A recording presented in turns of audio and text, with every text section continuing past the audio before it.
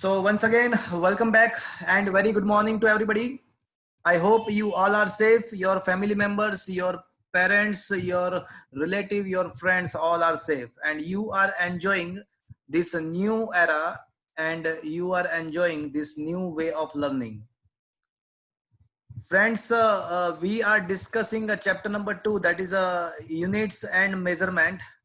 And in that chapter, we are discussing a dimensional formula and dimensional analysis.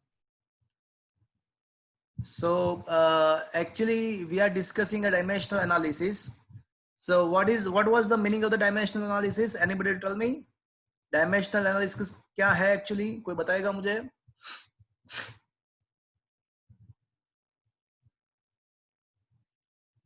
Anybody? Some questionable formula is used is known as dimensional analysis. कुछ physics के question को solve करने के लिए हम dimensional formula का use करते हैं. So the method of solving some question by the help of the dimensional formula is known as a dimensional analysis. So three kind of questions can be solved by the help of the dimensional formula. So I can say there are three applications of the dimensional analysis. Number one, we can get the relation between the CGS and MKS unit of a given quantity. So we can obtain the relation between the two different unit system of the given quantity. That is the first application of the dimensional analysis. Second one, we can check the dimensional validity of the given equation. वो आपको जो equation है वो dimensionally valid है या नहीं है, उसको हम क्रॉस वेरिफिकेशन कर सकते हैं. अगर इक्वेशन में दो ही टर्म है तो उसका वैलिडिटी चेक करने के लिए आपको क्या करना होता है कि left hand side and right side का डायमेंशन फॉर्मूला आपको चेक करना होता है. अगर वो दोनों सेम है तो कह सकते हैं कि वो वैलिड है. If there are more than two terms are there in the equation के अंदर एडिशन सब्ट्रैक्शन में बहुत सारे टर्म्स है, तो वो डायमेंशनल वैलिड कब होगा? जो जितने भी टर्म्स दिए हुए, you need to find the dimensional formula of each and every term, and if it is found to be similar, if it is found to be same, then that equation can be considered to be a dimensional valid. कभी कभी ऐसा भी पूछ सकते हैं कि वो equation दिया होगा, वो बोला होगा कि भाई ये डायमेंशनली वैलिड है और उसके ऊपर से आपको कुछ फाइंड करना होता है. And the third application that is very interesting. तो उसमें क्या था कि हम कोई एक फिजिकल क्वांटिटी का दूसरे क्वांटिटी के साथ रिलेशन डिराइव कर सकते हैं. We can get the relation of a given quantity with the other quantities. We can derive the equation of the quantity related with the other quantities. So that is a very interesting application of the dimensional analysis. And I also had given you to solve some of the question regarding on that. So आज मैं सबसे पहले आपके कोई doubt है तो उसको पहले हम सॉल्व कर लेते हैं, उसके बाद हम आगे बढ़ेंगे. तो मैंने लास्ट लेक्चर में भी कुछ क्वेश्चंस मैंने आपको सॉल्व करने के लिए दिए थे. लास्ट लेक्चर के लिए भी कुछ क्वेश्चंस मैंने आपको सॉल्व करने के लिए दिए थे. तो पहले फ्रेंड्स मुझे अगर लास्ट सेशन जो था उसके बेस पे मैंने 4-5 क्वेश्चन आपको दिए थे, उसमें कहीं पे किसी को डाउट है? सर हेलो सर, बताओ. सर आपने जो मतलब वो क्वेश्चन दिए थे उसमें से वो मोमेंटम वाला पहला था ना? हाँ, उसमें ऑप्शन शायद से गलत है क्योंकि आंसर कुछ और ही आता है. Let me check. कौन से क्वेश्चन? सर आंसर डी आ रहा है, टी में -1 की वैल्यू रॉन्ग है. हाँ सर वही है, -1 आता है, बाकी सब सही -1 आता है. -1. Let me check just let me check.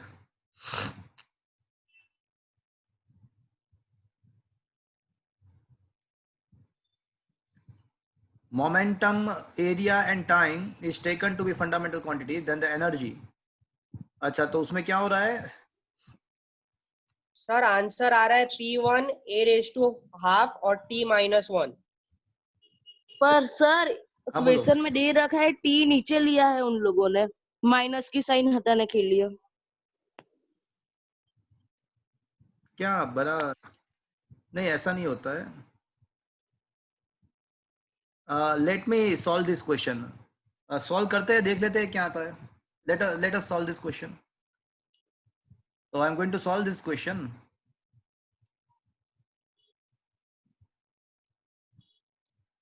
Okay. So कुछ बच्चों ने यहाँ पे कमेंट्स किया हुआ है कि एग्जाम का सिलेबस क्या है. तो eight the end of the session, आज का लेक्चर के एंड पे मैं आपको सिलेबस बता दूंगा क्या करना है आपको एग्जाम के लिए, वो भी मैं आपको बता दूंगा. Don't worry. At the end of the session I will tell you what is the syllabus. अच्छा, क्या आपके मोबाइल में वो व्हाइट बोर्ड का स्क्रीन आ गया? Yes Yes, sir. Yes sir. Okay.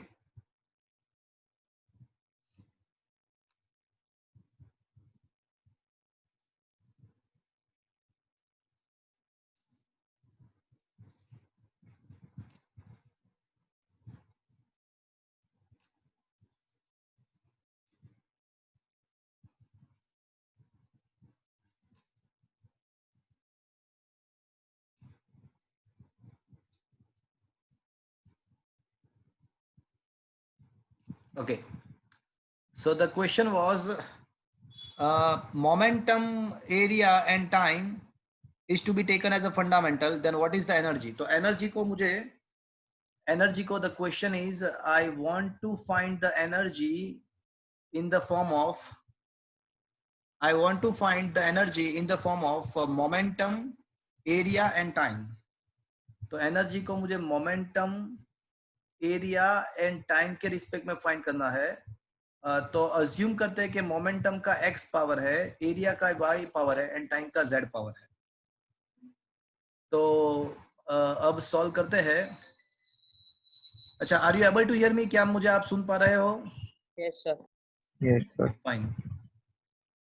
So energy equals to k momentum power x, area power y and ABC. आप x y z के बदले ABC भी लिख सकते हो. It is not necessary. You can take ABC as a variable. So where x, y and z belongs to real number and k जो है वो आपको पता है कि k क्या लेना है हमको. k लेना है हमको Dimensional.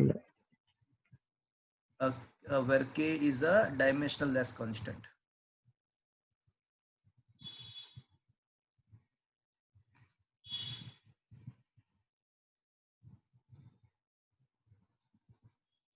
ओके. अब हम क्या करेंगे? Putting the dimensional formula both the side. मैं अभी वो लिख नहीं रहा हूं, वो आप समझ लेना. तो एनर्जी का डायमेंशनल फॉर्मूला क्या आएगा फ्रेंड्स? लेफ्ट हैंड साइड से energy 1 2 1 minus to 2. 1 to minus 2 1 2 minus 2 is equals to momentum का पावर x, उसके बाद एरिया का पावर y एंड e का पावर z. ओके. चलो, मोमेंटम का फॉर्मूला क्या होता है बता दो मुझे. m1 l1 t by L1 t. t minus 1. Okay, very good. अब एरिया का क्या होता है friends? L2. L square. L square and time का क्या होता है? T1. अच्छा, अब directly comparing the power both the sides. तो यहाँ पे m का पावर 1 है और राइट साइड अगर देखो तो m का पावर 1 इंटू एक्स बस एक ही है. तो ऑब्वियसली x का जो वैल्यू है वो 1 मिल जाएगा. Is that clear? m का Yes, sir. राइट साइड में m का पावर 1x बस, बाकी कुछ नहीं है. तो m 1x, m raise to x, तो x इज इक्वल्स टू 1. चलो, ये मिला. अब दूसरा 2 को कंपेयर करते हैं. 2 को किसके साथ कंपेयर करना पड़ेगा? l के पावर के साथ. तो l का राइट साइड पावर क्या है? 1x x plus 2y. x plus 2y. But you can put the value of x as a 1. तो यहाँ पे x का वैल्यू 1 प्लेस कर देते हैं. तो आपको क्या मिल जाएगा फ्रेंड्स? तो यहाँ पे आपको मिल जाएगा 2 minus 1 तो 1 हो जाएगा. तो y का वैल्यू आपको मिल जाएगा 1/2. सो y का वैल्यू हमको मिल गया 1/2. Is that clear friends? Yes. Yes, sir. Yes, sir. और अब t रेज़ टू -2, तो -2 को कंपेयर करेंगे किसके साथ? -1x 1z. Plus c. Z. Plus y. Z. तो -x plus z, but x का वैल्यू तो 1 है फ्रेंड्स. तो -2 is equal to -1 plus z. अब ये -1 जो राइट साइड जाएगा तो वो +1 हो जाएगा. तो -2 + 1 मतलब -1 रहेगा. अच्छा, तो यहाँ पे मिस्टेक है, सॉल्यूशन में -1 होना चाहिए। ओके फ्रेंड्स, तो अब काइनेटिक एनर्जी जो है, देखो इस टाइप के क्वेश्चन में बाय डिफॉल्ट मैं जो बता रहा हूँ, आप सुन लीजिएगा, इस टाइप के क्वेश्चन में बाय डिफॉल्ट के का वैल्यू खुद में खुद 1 लेना है। इस टाइप के किसी भी क्वेश्चन में के का वैल्यू ऑटोमेटिकली 1 लेना है, तो के का वैल्यू 1 ले लेंगे, ये बाय डिफॉल्ट होता है। मोमेंटम पावर एक्स का पावर 1 है, एरिया पावर वाई का वैल्यू 1/2 है, एंड टाइम का पावर जेड का -1 है। तो शायद ऐसा कोई ऑप्शन नहीं है, तो इट इज सही बात है। तो यहाँ पे ऑप्शन सी या ऑप्शन डी में it should be -1, option D में इट शुड बी -1, सही बात है। तो ऑप्शन डी में प्रिंटिंग मिस्टेक है, टी का पावर -1 होना चाहिए। चलो, और अपार्ट फ्रॉम दैट एनी बड़ी सर बोलो। सर टी ऑप्शन डी बराबर है, क्योंकि टी नीचे लिया है, डिनोमिनेटर में लिया है। ना नहीं लिया सर है, मेरा भी सर ऑप्शन डी आ रहा है। नहीं, डी डिनोमिनेटर में नहीं है भाई, कहाँ पे डिनोमिनेटर में नहीं है। Okay sir. सर तो राइट आंसर क्या आएगा? हाँ, राइट आंसर क्या आएगा तो फिर? एक भी ऑप्शन मेल नहीं, मतलब एक भी ऑप्शन मैच नहीं कर रहा है। सर मेरा डी आ रहा है। अरे बड़ा गलत है, मैं बता रहा हूँ ना, गलत है। Okay okay option D okay में ये -1 होना चाहिए। Okay okay sir. Okay, sir हाँ बोलो। अगर ऑप्शन ना दिया हो तो हम P√A/T लिख सकते हैं। हाँ, you can write this formula in this way as well, कि √A P/T ऐसा लिख सकते हो आप। You can write this formula in this manner as well. Okay, okay sir. ऐसा लिख सकते हो, नॉट ए इश्यू। ओके, चलो एनीबडी, मैंने आपको कल 5 क्वेश्चन भेजे थे, उसमें से किसी को कुछ पूछना है अभी अपार्ट फ्रॉम दिस क्वेश्चन? और 3-4 क्वेश्चन है, किसी को कुछ पूछना है उसमें? देखो, आप डाउट अगर है तो आप शर्माओ मत, आप आराम से यहाँ पे, इसीलिए तो यहाँ पे आपने, मतलब ये हमारा लेक्चर आप अटेंड कर रहे हो कि आपके अगर डाउट है तो सॉल्व हो जाए। तो never bother about it, you can ask doubt, और यहाँ पे बहुत ही इजी गोइंग रहेगा। बोलो, डाउट अगर पूछना है तो आराम से पूछ सकते हो आप, बोलो। सर लास्ट क्वेश्चन का सिर्फ आंसर बता सकते हैं आप? हाँ, लास्ट क्वेश्चन का आंसर जो आएगा, an object falling freely under the gravitational force, the velocity after traveling a distance h is v, and the v is depend on the gravitational acceleration and distance h। तो इसका जो answer आएगा, अगर last question में अगर आप ऐसा answer ला रहे हो कि k into g power half h power half, you can also write this equation as a k√gh। अगर ऐसा आपका आ रहा है तो ये एक सही बात है, हाँ सर, चाहिए। Okay, thank you. आ रहा है सर, आ रहा है। Okay, so if you got this answer then it is correct. अगर ये आंसर नहीं मिल रहा है तो आप एक बार वापस से ट्राई करना। सर 5th क्वेश्चन सॉल्व कराएंगे? ओके, करा देता हूँ। चलो यहाँ पे मैं क्वेश्चन नंबर 5 सॉल्व करवा रहा हूँ। क्वेश्चन नंबर 5 में ऐसा दिया हुआ है, क्वेश्चन नंबर 5 में ऐसा पूछा गया है कि अगर वेलोसिटी जो है वो 2 चीज के ऊपर डिपेंडेंट है, एक तो डिस्टेंस जो ट्रैवल किया उसके ऊपर डिपेंडेंट है, और ग्रेविटेशनल एक्सेलरेशन के ऊपर डिपेंडेंट है। तो मैंने अज्यूम किया कि velocity proportional to h power a g power b। तो मतलब यहाँ पे ऐसा हुआ कि v is equals to k constant h power a g power b, equation number a। अब मैं यहाँ पे लिख नहीं रहा हूं, बट आपको लिखना पड़ेगा कि ए बी आपको एग्जाम में लिखना है, A B belongs to R, K is a dimensional wise constant, वो सब आपको मेंशन करना है। मैं अभी नहीं लिख रहा हूँ। और फिर उसके बाद क्या होगा कि putting the dimensional formula both the sides, ये सब चीज आपको एग्जाम के अंदर लिखना है। मैं अभी नहीं लिख रहा हूँ यहाँ पे। चलो, v का डायमेंशनल फॉर्मूला क्या होगा? m0l1t-1।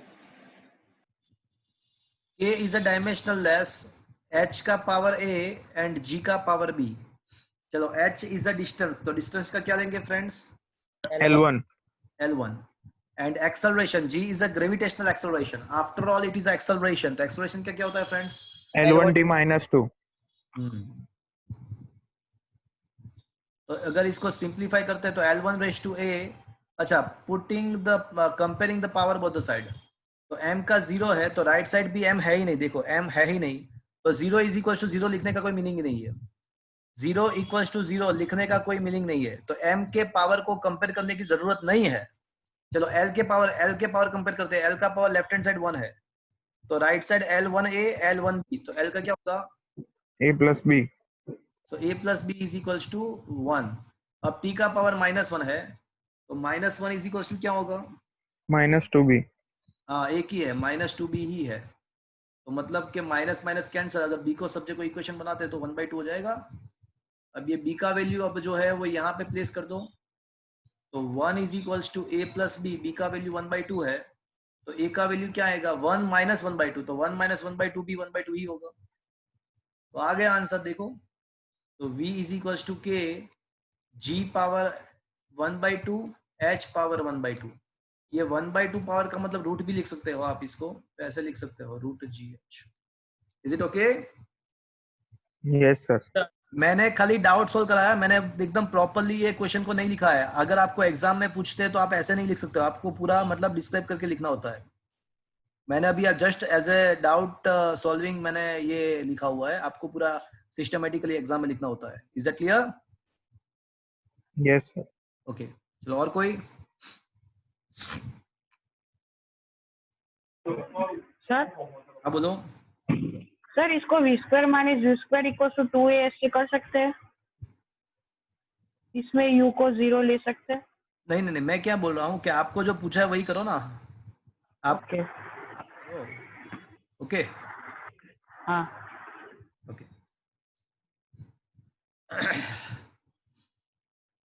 चलो और कोई बताएगा? कुछ डाउट है किसी को? प्रीवियस लेक्चर के क्वेश्चन पे भी कुछ पूछना है तो पूछ सकते हो आप अभी। सर सर अरे बोलो। सर एक ऐसा क्वेश्चन था कि एक मिनट, हाँ सर।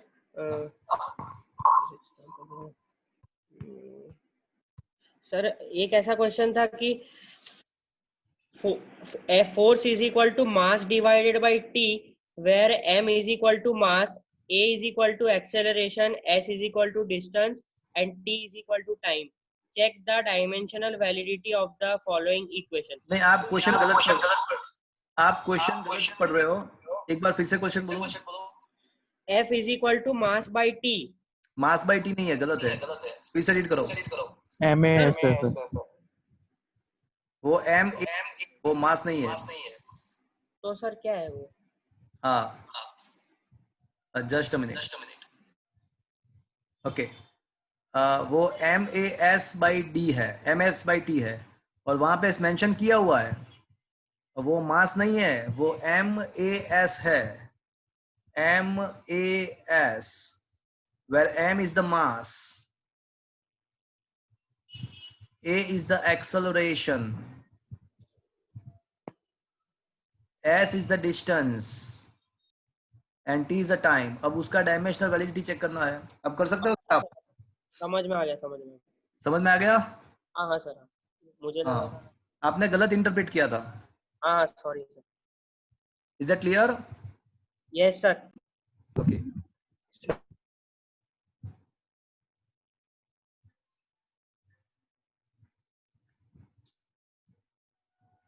चलो और कोई डाउट पूछना है किसी को? Yes, sir. अब बोलो। सर वो सेकंड एप्लीकेशन में आपने एक्स्ट्रा सम दिए थे ना, उसमें सेकंड नंबर करवाओ ना। हाँ वो सेकंड नंबर का क्वेश्चन बोल दो तो सभी लोगों को पता चले कौन सा क्वेश्चन है, बोलो। The potential energy of a particle from a distance x from an origin changes according to the formula U is equals to a root x upon x plus b, where a and b root x upon x plus b। x plus b ऐसा है? हाँ और देखो एक बार देख लो बराबर है ना, ये मैंने लिखा है। हाँ yes sir। ओके चलो और बताओ। Where a and b are constant, so that dimensional that dimensional of a and b। तो मुझे of a AB and b का ए एंड बी का डायमेंशनल फॉर्मूला फाइंड करना है, राइट? सर ए बी है, ए इंटू बी, अच्छा ए into B हाँ। का डायमेंशनल फॉर्मूला फाइंड करना है, ओके कोई बात नहीं। yes. तो ऐसा दिया हुआ है कि potential energy is equals to A root X upon X plus B दिया हुआ है, और वो ऑलरेडी मेंशन किया हुआ है कि डायमेंशनली तो वैलिड ही है, उसका वैलिडिटी चेक करने की जरूरत नहीं है, वो दिया हुआ है कि वैलिड है, तो we will accept that it is valid because it is mentioned. तो पहली बात तो ये मुझे बताओ कि यहाँ पे x प्लस बी हो रहा है, इसका मतलब क्या हुआ? दोनों के यूनिट्स सेम होंगे। हाँ, यूनिट सेम होने का मतलब क्या हुआ? दोनों के डायमेंशनल फॉर्मूला सेम होगा, तो मतलब ये b का डायमेंशनल फॉर्मूला जो होगा वो x का होगा, और x मेंशन किया होगा कि x is a distance from the origin, ऐसा कुछ लिखा होगा, देखो। हाँ सर लिखा है। यस सर लिखा है। हाँ, तो x तो डिस्टेंस है, तो डिस्टेंस का क्या होता है? L1। It is clear now? Yes sir. देखो u is equals to a root x upon x plus B है, राइट? तो यहाँ पे मुझे a को सब्जेक्ट, अगर मैं a को सब्जेक्ट को इक्वेशन बना देता हूँ, अगर a को let the make a subject को इक्वेशन, तो a को सब्जेक्ट को इक्वेशन बनाते हैं, तो u into x plus b upon root x. So that's why the dimensional formula of A is equals to energy का dimensional formula, x plus b का dimensional formula, and जो x है उसके dimensional formula का half power. चलो अब energy का dimensional formula क्या होता है? 1 2 -2 m1 l2 t minus 2, right? x का जो डायमेंशनल फॉर्मूला होता है, u का जो डायमेंशनल फॉर्मूला है वो एनर्जी है, एनर्जी का 1 2, हमको पता है कि एनर्जी का जो होता है वो 1 2 2 है, 1 2 -2 है। चलो अब मुझे ये बताओ कि x प्लस बी का क्या होगा? सर सेम ही रहेगा ना? L1। हाँ L1। x जो है वो मीटर में है, b भी मीटर में है, तो friends 5 meter plus 10 meter addition करते हो तो उसका आंसर भी मीटर में ही आएगा। मैंने आपको लास्ट लेक्चर में बताया था, ये आपको ऐसा नहीं सोचना है कि मीटर प्लस मीटर मतलब मीटर स्क्वायर, ये x is in meter, b is in meter, तो उसका जो एडिशन होगा वो भी मीटर में ही आएगा, मतलब वो पूरा जो चीज है उसका पूरे का L1 ही आएगा। ऐसा नहीं सोचना है कि L1 प्लस L1, ये सोची गलत है। 10 मीटर प्लस 5 मीटर तो 15 मीटर मीटर ही आया ना, तो मतलब L1 ही होगा, और डिनोमिनेटर में क्या होगा? L⁻² होगा, तो इसको सिंप्लीफाई करना पड़ेगा। डिनोमिनेटर में L⁻² समझ में आया क्यों? X⁻² है। Yes sir. को m1 है, m will be remains 1, L2 L1 L3 upon L1/2, तो L का क्या पावर होगा? 3 ऊपर 3 नीचे 1/2, तो 3 - 1/2 मतलब क्या होगा? L का 5/2 होगा, and the t⁻² as it is। चलो this is the dimensional formula of A। आपको A का डायमेंशनल फॉर्मूला मिला अभी, ये A का डायमेंशनल फॉर्मूला अभी मिला आपको। अब आपको क्या करना है? A इंटू बी करना। सर b का L1, हाँ, B का L1 मिल गया, ये रहा, B का L1 ऑलरेडी मिला हुआ है। तो m1 7 L7 हाँ। डिवाइड। हाँ, तो अब आपको करना क्या है? अब आपको A एंड B का मल्टीप्लाई करना है, तो अगर आप A एंड B का मल्टीप्लिकेशन करोगे, A एंड B का मल्टीप्लिकेशन करोगे तो A का तो आपके पास है ही, B का भी है, अब जस्ट मल्टीप्लाई करना है। A का जो है वो m1 L5/2 t-2 और इनटू आपको क्या करना है? इनटू L1 करना है, तो ये हो जाएगा m1 L⁻7/2 t-2। Is that clear? Yes sir. Yes sir. Okay, anybody else? चलो और किसी को कुछ पूछना है?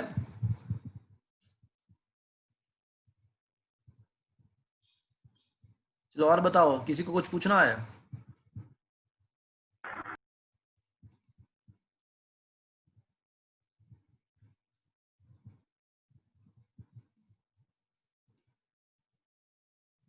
Okay, so we will move to the next question.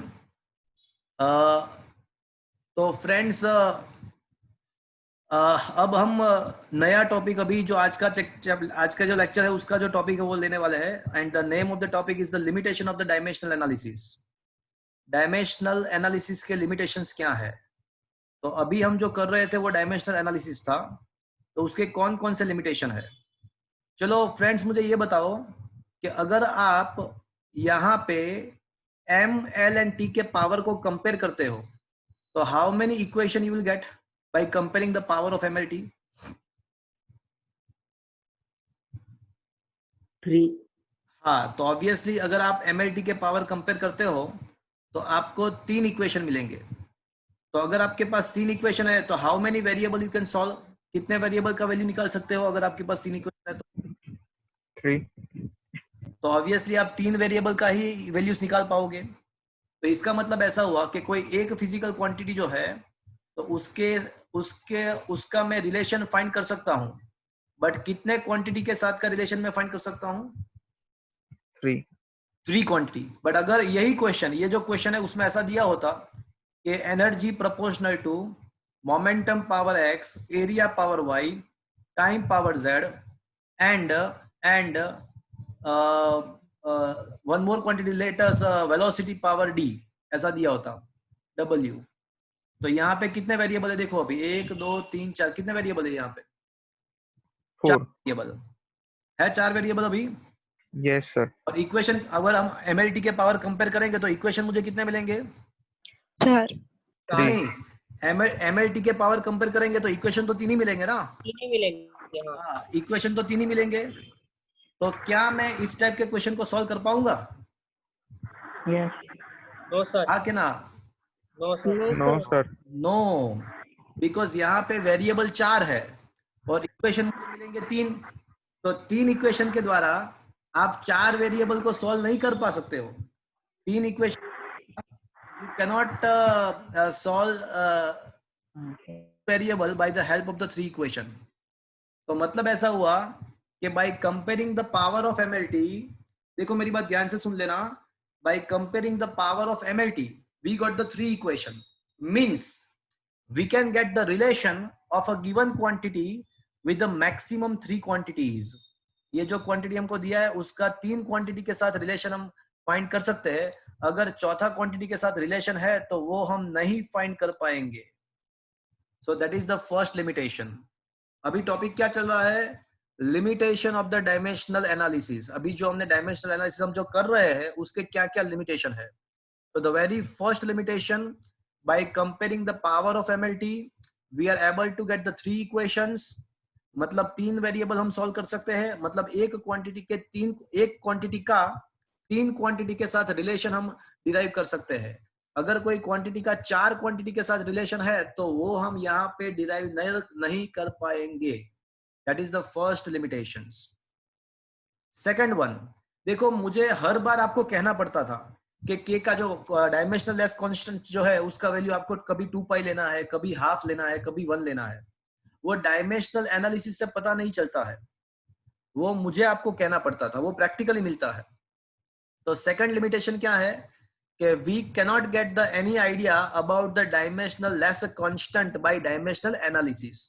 ये जो एनालिसिस करते हैं उसके द्वारा हमको वो कांस्टेंट का वैल्यू पता नहीं चलता है, वो प्रैक्टिकली अलग से फाइंड करना पड़ता है। So that is what is the second limitation of the dimensional analysis. Number 3, यहाँ पे जो constant आ रहा है, the constant must be, कोई बताएगा वो constant, that constant must be, ये constant कैसा होना चाहिए? यहाँ पे जो हम constant कहते हैं that must be dimensionless। अगर वो dimensionless नहीं है तो ये method flop हो जाएगी। तो ये मेथड कब काम आ सकती है कि जो कांस्टेंट आता है इक्वेशन में वो ऑलवेज डायमेंशनल लेस ही है, तो ही ये मेथड काम आ सकेगी, अदरवाइज ये नहीं आ पाएगी। नंबर 3। नंबर 4, देखो हमने जो भी डिराइवेशन किए, हमने बहुत सारे लास्ट लेक्चर में भी 3-4 हमने फॉर्मूला डिराइव किए। कुछ 4-5 क्वेश्चन मैंने आपको सॉल्व करने के लिए भी दिए थे, बट जो सारे क्वेश्चन थे वो सिंपल इक्वेशन वाले थे। उसमें कहीं पे भी देखो साइन या कोसाइन फंक्शन आया था, साइन कोसाइन या टेन फंक्शन ऐसा कुछ आया था? नहीं सर। No sir. No sir. क्या इसमें कहीं पे भी लॉग फंक्शन आया था? नहीं। No sir. इसमें कहीं पे भी exponential function e raised to ax जैसे एक्सपोनेंशियल फंक्शन आया था? नहीं आया था। मतलब क्या हुआ कि this method is not valid for a trigonometric function, logarithmic function and exponential function. ये जो है उसको exponential function बोलते हैं, इसको exponential function बोलते हैं, exponential function.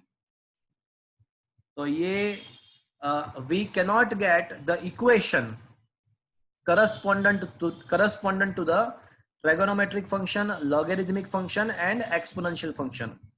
तो ये डायमेंशनल एनालिसिस का फोर्थ लिमिटेशन है कि उसके द्वारा हम सिंपल इक्वेशन को डिराइव कर सकते हैं, but trigonometric, exponential and logarithmic function को हम यहाँ पे डिराइव नहीं कर पा सकते हैं. तो एक बार मैं फिर से वो चारों there are 4 limitations. Once again I am telling you, very first limitation, by comparing the power of MLT we are able to get the 3 equations which help us to solve the 3 variables only. That means we can get the relation of a given quantity with the 3 quantities only. Number 1. Number 2, we cannot get any idea about the dimensional less constant here. Dimensional less constant के बारे में हम कुछ ये method से पता नहीं कर सकते हैं. Number 3, this method holds only when the constant here is a dimensional less. Otherwise this method does not hold good. तो dimensional less constant के लिए ये method valid है, otherwise ये method valid नहीं है. And number 4, we cannot get any relation related to the trigonometric function, exponential function and logarithmic function. तो ये सारे जो है वो डायमेंशनल एनालिसिस के लिमिटेशंस है. तो क्या आपको फ्रेंड्स ये लिमिटेशन समझ में आए? Yes, sir. Yes, sir. Are you able to understood the limitations of the dimensional analysis? Yes, sir. Yes, sir. तो अब मैं जो कहने वाला हूं वो बहुत ही इंपॉर्टेंट है. अब एक चीज मैं आपको कहने वाला हूं, उसके बेस पे कुछ क्वेश्चन मैं अभी सॉल्व कराऊंगा. ये जो ट्राइगोनोमेट्रिक फंक्शन जो होता है, ट्राइगोनोमेट्रिक फंक्शन, लॉगरिथमिक फंक्शन जो होता है, ये सारे फंक्शंस डायमेंशनल लेस होते हैं. मैं बताऊं क्या मैं कहना चाहता हूं, अभी आपको 2 मिनट में समझ में आ जाएगा.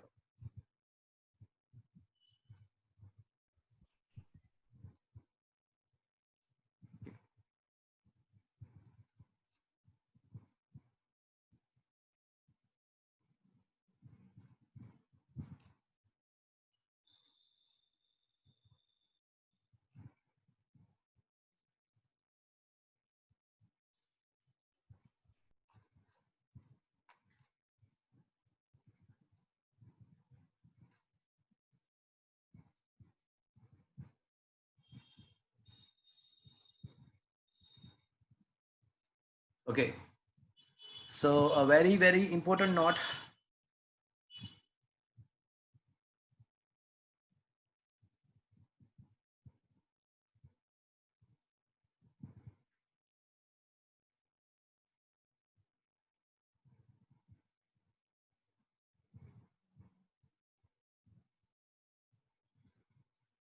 Power of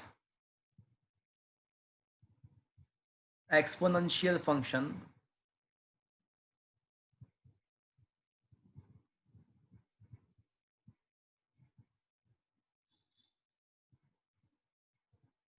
angle of trigonometric function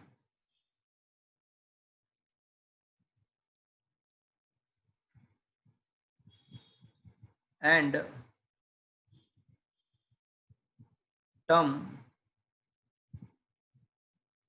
term in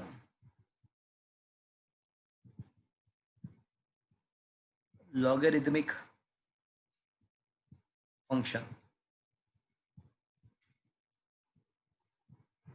is always,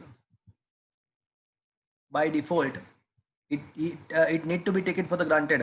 आपको याद रखना है, is always a dimensionless. इसको आपको याद रखना है. Power of exponential function, angle in trigonometric function and term in logarithmic function is always a dimensionless. वो आपको याद रखना है. तो इसके बेस पे क्वेश्चन कैसे पूछते हैं वो अभी मैं आपको बता रहा हूँ। और यहाँ पे एक और बात ऐसा है कि ये चीज तो है ही, apart from that these functions are also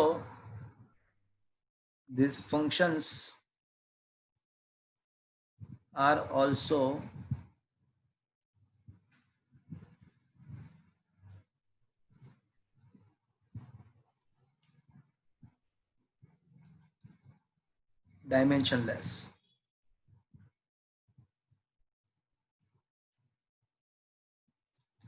ये सारे फंक्शन खुद भी डायमेंशनलेस होते हैं। मतलब क्वेश्चन इज दैट कि ये क्या लिखा, क्या क्या कहना क्या चाहते हैं।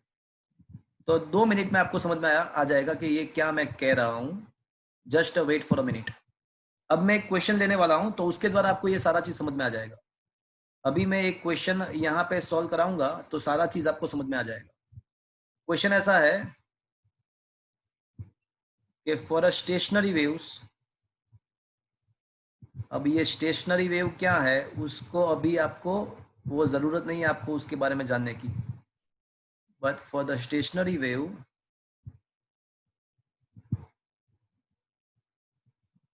Displacement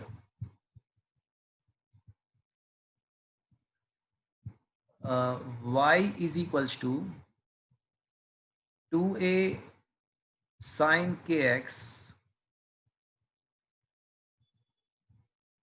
cos omega t, where x is a distance and t is a time। ऐसा दिया हुआ है कि x डिस्टेंस है, t टाइम है। And question is find dimensional formula of k omega and a। तो आपको यहाँ पे एक इक्वेशन दिया हुआ है, y is equals to a sine omega T sine K X cos omega T, ये इक्वेशन आपको दिया हुआ है। और यहाँ पे ऐसा पूछा गया है कि आपको यहाँ पे k का a का एंड ओमेगा का डायमेंशनल फॉर्मूला फाइंड करना है। चलो अब कैसे सॉल्व करेंगे मैं बताऊं आपको सॉल्यूशन। सबसे पहली चीज, यहां पे आपको साइन के एक्स दिया हुआ है।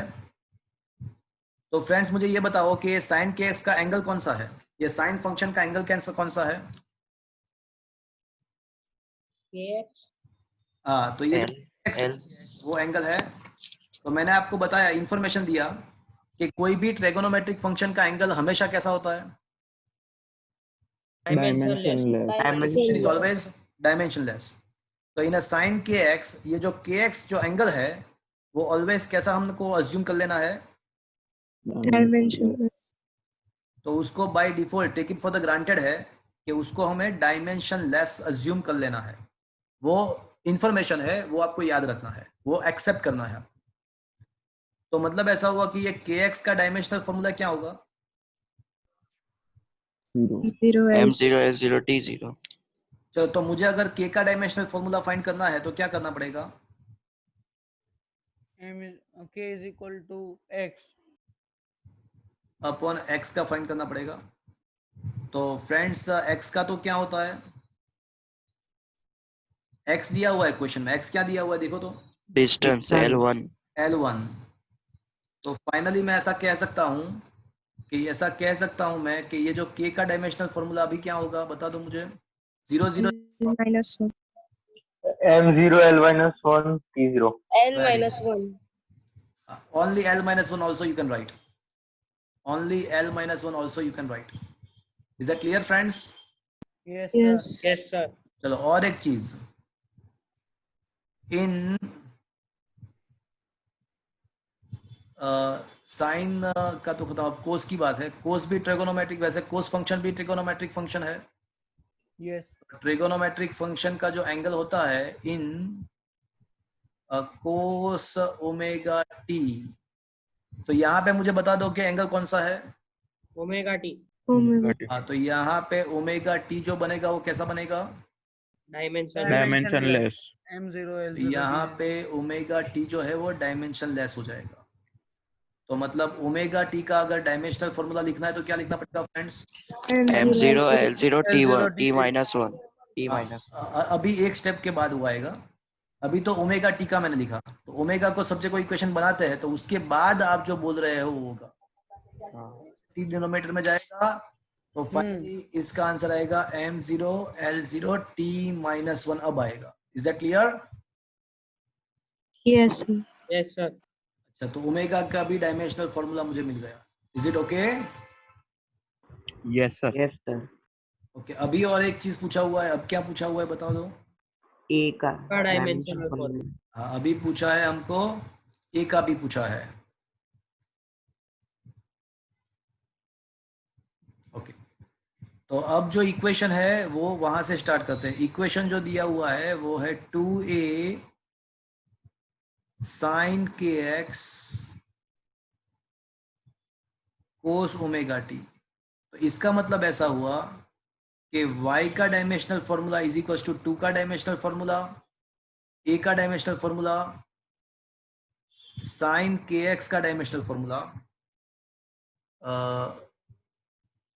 sin kx का dimensional formula,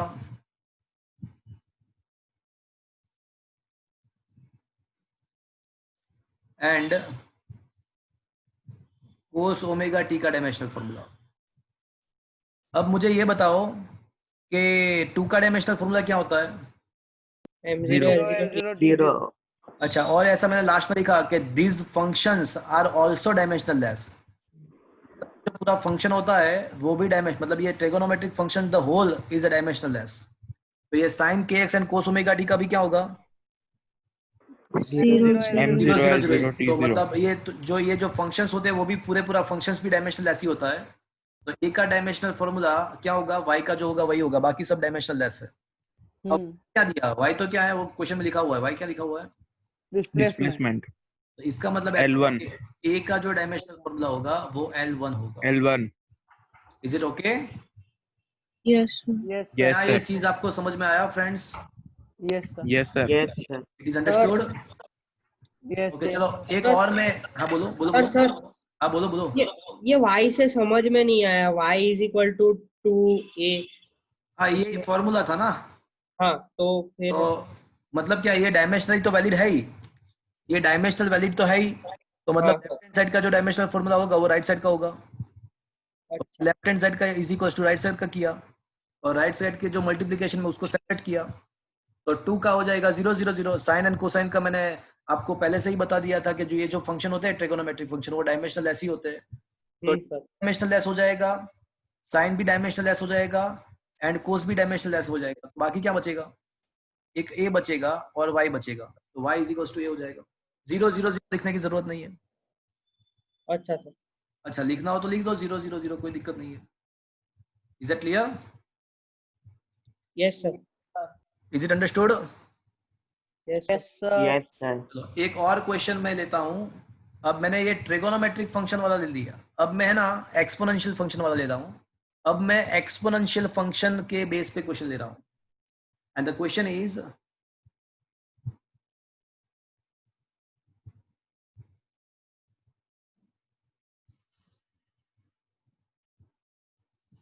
maximum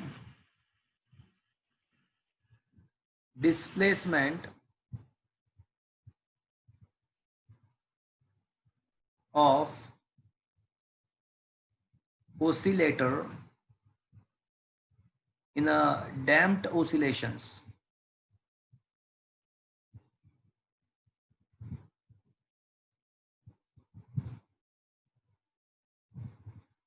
can be given by a is equals to a0 e raised to minus bt by 2m,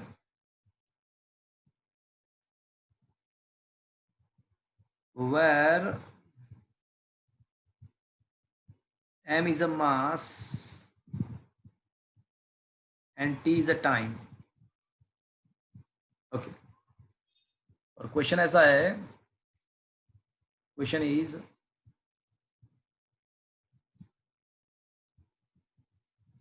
find dimensional formula of B and A0. So that is what is the question.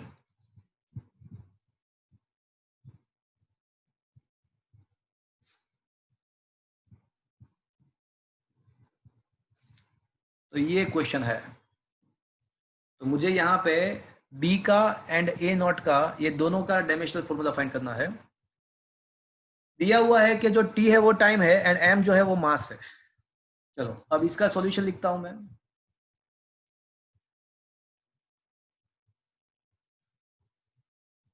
Okay, जो equation है वो equation कौन सा है?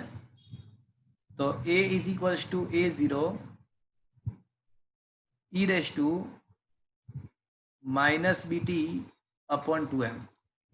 So this is the equation. अब in the exponential function, that is a e raised to minus BT by 2m. ये जो exponential function का जो पावर होता है वो मैंने आपको बताया है, वो आपको एक्सेप्ट करना है कि जो एक्सपोनेंशियल फंक्शन का जो पावर होता है वो पावर आपको हमेशा कैसा लेना है? Dimensionless. इसका पावर कौन सा है? ये एक्सपोनेंशियल फंक्शन का पावर कौन सा है? M0 L0 T0. नहीं, ये जो पावर है वो minus BT by 2m power है। तो ये उसको हमेशा आपको क्या लेना है? Dimensionless. डायमेंशनल लेस लेना है।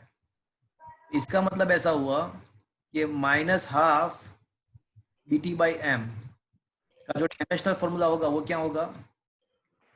0 0 0 ही होगा। चलो मुझे ये बता दो कि माइनस हाफ का क्या होता है? माइनस हाफ का क्या होता है? M0 L0 T0. हाँ, minus half is a number, और नंबर का आपको पता है हमेशा 0 0 0 ही होता है।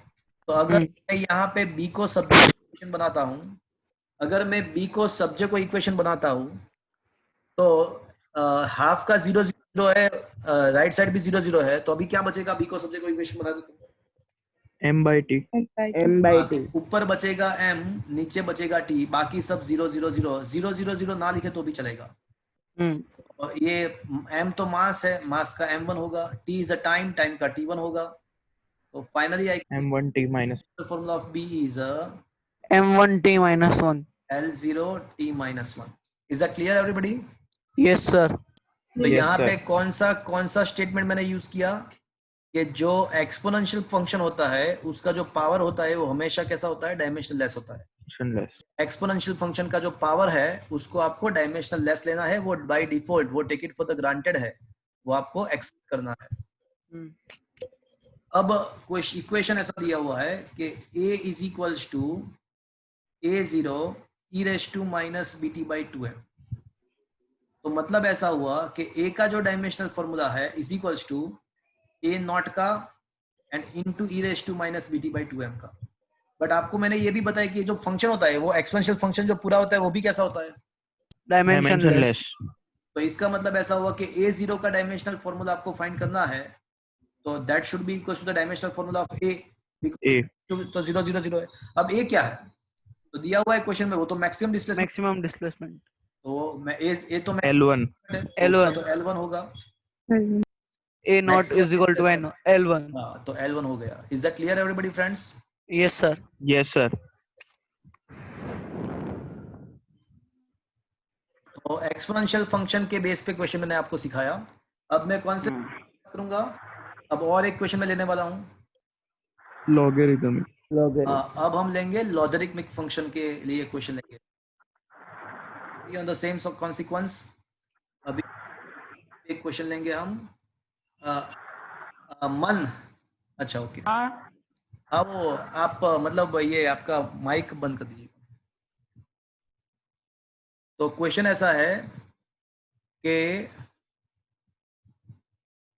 For isothermal process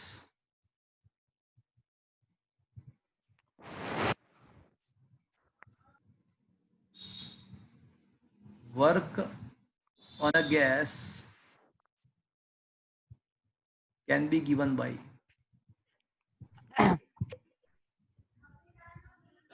W is equals to RT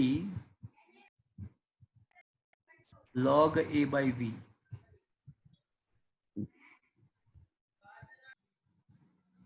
तो ये वर्क का फॉर्मूला है. You will learn the isobaric process, isothermal process, isochoric process. These are the thermodynamic processes. You will learn in the future. But अभी उसके base पे question हम करेंगे. चलो ये है where T जो है वो टेम्परेचर है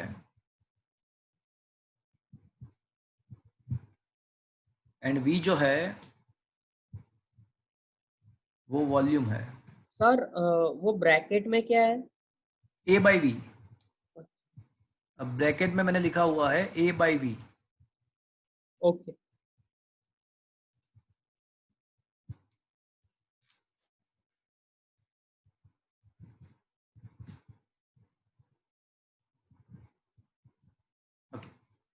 and V is a volume.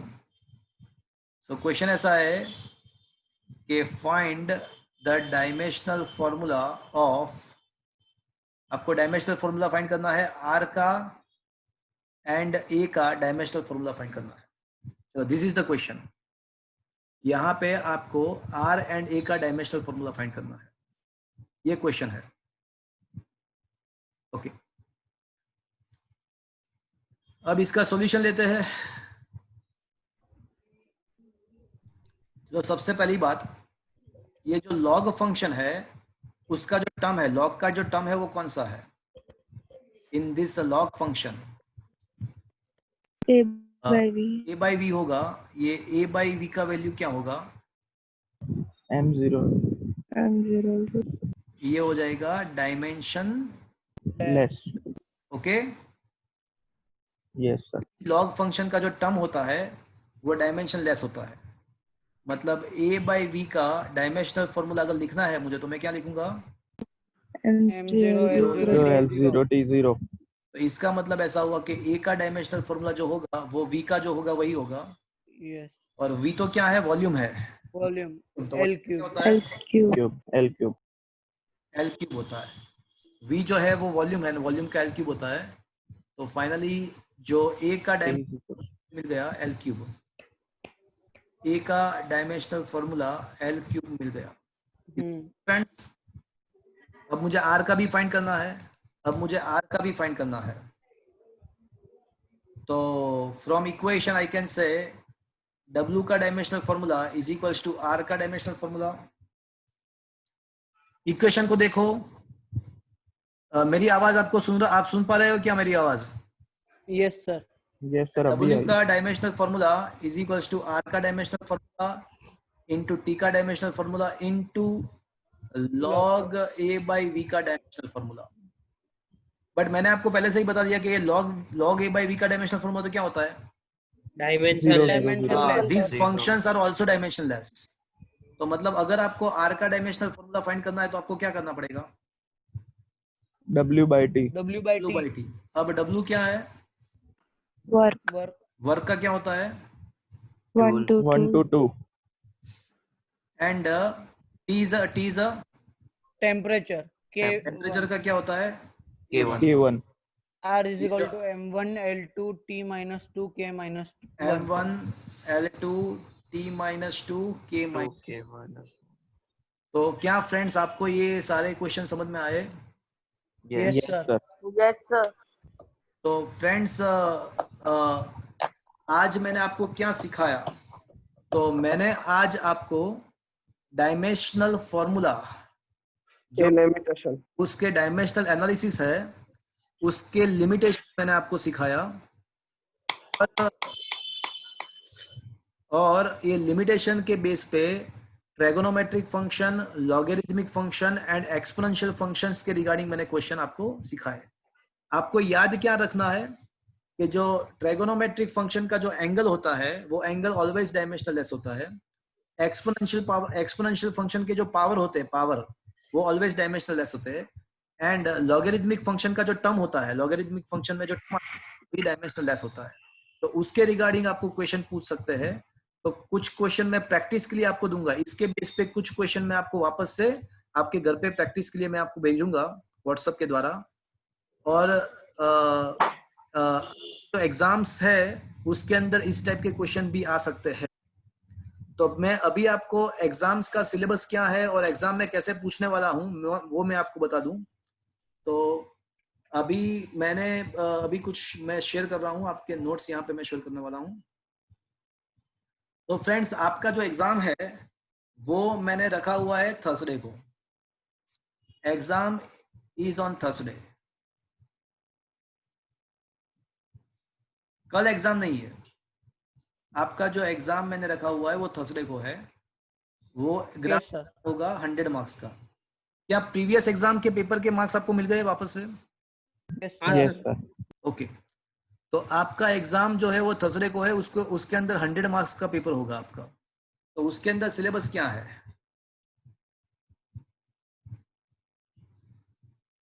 तो क्वेश्चन नंबर, आपके जो नोट्स मैंने आपको प्रोवाइड किया हुआ है वो 1 to 4 क्वेश्चन है। वो जो नोट्स है उसके 1 to 4 क्वेश्चन, देखो 1 to 4 क्वेश्चन हमने डिस्कस कर लिए है। और 1 to 4 क्वेश्चन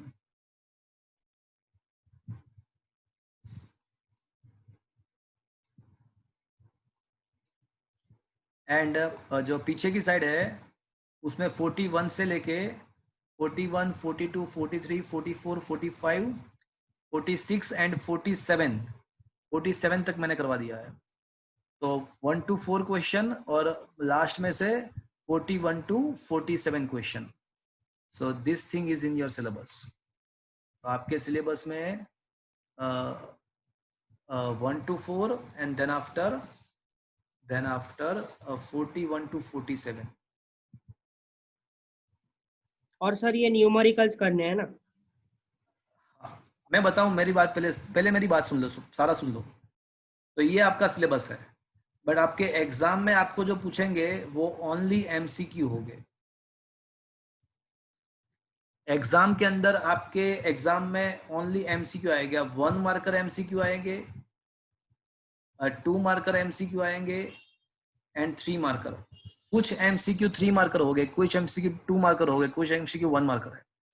बट आपको अगर कोई एमसीक्यू में मेथड का जरूरत पड़े तो आपको डायरेक्टली एबीसी नहीं लिखना है। जहां पे मेथड नेसेसरी है वहां पे आपको पेपर में शो करना है और उसके बाद ऑप्शन बताना है कि ऑप्शन ए बी सी या कौन सा करेक्ट है। मतलब आपको पूरा पेपर मेथड के साथ सॉल्व करना है। पेपर वैसे पूरा एमसीक्यू बेस्ड होगा, बट जहां पे जिस एमसीक्यू में मेथड का जरूरत है तो वहां पे आपको मेथड मेंशन करना है।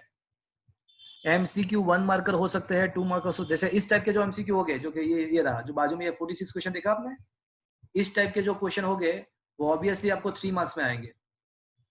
तो आपके जो पेपर है उसमें 1 मार्कर, 2 मार्कर, 3 मार्कर या 4 मार्कर भी एमसीक्यू हो सकते हैं। उसको मेथड के साथ आपको बताना है। तो ये है आपका सिलेबस। तो question will be based on the theory question, based on the 1 to 4 theory and 41 to 47। ये थ्योरी बेस पे आपको पेपर जो रहेगा वो पूरा एमसीक्यू बेस्ड रहेगा। उसका जो कंटेंट है वो ये है 1 to 4, 41 to 47, और उसमें 1, 2 और 3 या 4 मार्क का एमसीक्यू आपको एग्जाम में आएंगे। उसका मेथड के साथ आपको पेपर लिखना है। Is that clear? अभी कुछ पूछना है बोलो, अभी पूछो। सर एग्जाम में ट्यूसडे जो लेक्चर होगा उसका कुछ नहीं आएगा ना? ट्यूसडे के लेक्चर का नहीं आएगा, मतलब इस टॉपिक, मतलब यही सिलेबस है आपका। मैंने सिलेबस बता दिया आपको। सर टाइम कितना होगा? आप टाइम, आपका जो एग्जाम का टाइम होगा वो 2.5 आवर का टाइम होगा आपका। सर वो आज के न्यूमेरिकल्स के पीडीएफ आप भेज दो मेरे। कौन से? आज का तो मैं भेज देना हूँ, अभी लेक्चर खत्म होने के बाद ना। आज का, आज की बात कर रहे हो ना आप? हाँ यस सर। हाँ वो तो हम भेजते ही है ना, after every lecture I am sending that. तो आज का भेजूंगा। उसका वीडियो भी व्हाट्सएप में थोड़ी देर के बाद अपलोड हो जाएगा, यूट्यूब में अपलोड हो जाएगा थोड़ी देर के बाद। उसका लिंक व्हाट्सएप में मिल जाएगा आपको अगर देखना है तो। Sir Riddhi was absent on the last lecture. Riddhi है वहाँ पे? रिद्धि? Yes sir. तो रिद्धि आपने वो यूट्यूब में देख लिया लास्ट लेक्चर का? यस देख लिया। तो अगर कुछ डाउट है तो मुझे व्हाट्सएप में सेंड करना, मैं उसको सॉल्व करवा दूंगा अगर कुछ doubt. Sir but wait you should be prepare for the exam. Okay, exam के लिए तैयार रहो. और दोस्तों बताओ. सर अगर कोई ऐसा एक क्वेश्चन दिया है k is equal to half mv square into ma, इसमें ऐसा बताया है कि काइनेटिक एनर्जी का डायमेंशनल फॉर्मूला और हाफ mv स्क्वायर दोनों का डायमेंशनल फॉर्मूला सेम है, और इक्वेशन को ऐसा बोला गया है कि वो डायमेंशनली वैलिड है, तो हम ऐसा कह सकते हैं कि ma का डायमेंशनल फॉर्मूला भी m1l2 t-2 होगा. देखो, आप पहली बात के इक्वेशन गलत बोले. इक्वेशन ऐसा होना चाहिए. हाँ सर, पर ऐसा लिखा है कि एक बुक में k is equal to half mv square into ma लिखा है. तो गलत है, गलत है. वो तो मतलब वो जहाँ पे भी आपने क्वेश्चन पढ़ा वो गलत है. ये प्रिंटिंग मिस्टेक है. यहाँ पे प्लस होना चाहिए. ओके. तो ma का डायमेंशनल फॉर्मूला अगर फाइंड करोगे ना, आप एक काम करना, ये तीनों टर्म के डायमेंशनल फॉर्मूला फाइंड करोगे. ये तीनों का डायमेंशनल फॉर्मूला अगर फाइंड करोगे ना, वो यही आएगा, m1l2 t-2 आएगा. Where m is a mass and a is acceleration. a acceleration लोगे एंड m अगर मास लोगे तो ये तीनों का डायमेंशनल फॉर्मूला सेम ही आएगा. बीच में प्लस होना चाहिए, इनटू नहीं होना चाहिए. v वेलोसिटी ना सर फोर्स का ma है तो फिर कैसे आएगा सेम? माय मिस्टेक, MAD, यहाँ पे MAD होना चाहिए. MAD by D is distance. उसके बाद ये सारा सब सेम आ जाएगा. उसके बाद पूरा सेम हो जाएगा. ओके. अगर MA है तो वो डायमेंशनली वैलिड नहीं होगा. अगर वो MA कहते हो तो वो डायमेंशनली वैलिड नहीं होगा. आपकी बात सही है प्रेरक. ये नहीं, MAD होना चाहिए. ओके. सर पर ma का डायमेंशनल फॉर्मूला m1l1 t-2 होता है, तो मैच हो जाता है ना? क्या मैच? वो काइनेटिक एनर्जी का तो 1 to 2 होगा. अच्छा हाँ, सॉरी. मैच नहीं होगा ना. ओके. हाँ सर. चलो, और कुछ किसी को पूछना है? सर. हाँ बोलो. सर ये एग्जाम ऑनलाइन देनी है ना? नहीं, एग्जाम के पेपर में भेजूंगा और आपको आपके पेरेंट्स के सामने बैठ के 2.5 आवर का पेपर है, 100 मार्क्स का. आपके पेरेंट्स के सामने बैठ के मैं पेरेंट्स को मैसेज भेजने वाला हूँ. तो under the observation of your parents आपको पेपर लिखना है. ओके. और उसके फोटोग्राफ्स निकाल के मैं वापस से भव्य भाई का नंबर आपको सेंड कर रहा हूँ. उसको आपको भव्य भाई को आपको सेंड करना है फोटोग्राफ्स आपके नाम लिखने के बाद. तो विद योर नेम आपको पूरा मतलब जो पेपर है वो व्हाट्सएप के द्वारा भव्य भाई को भेजना है. उसके नंबर में वापस से करता हूँ व्हाट्सएप में, और वो आपको चेक करके वापस से व्हाट्सएप पे ही आपका पेपर आपको वापस मिल जाएगा मार्क के साथ. ओके.